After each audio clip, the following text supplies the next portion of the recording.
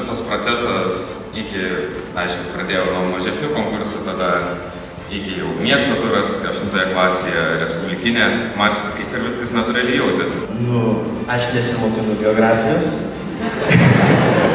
bet manau, tai padeda visą laiką gyvenimą.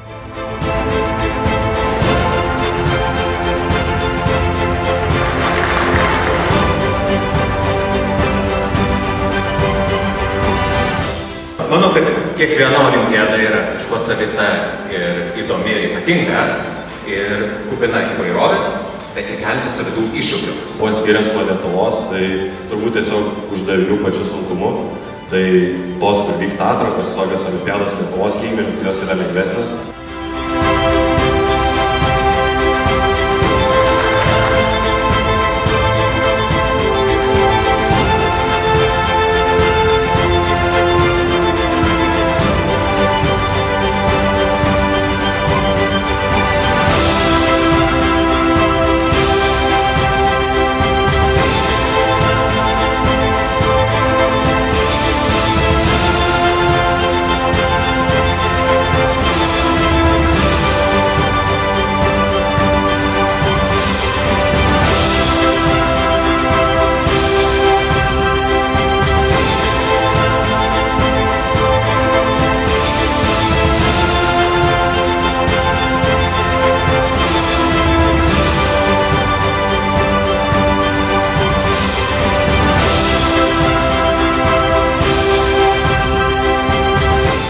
Tarptautinės olimpiados dalyvio kelias neprasideda nuo medalio ar diplomo nacionaliniame etape.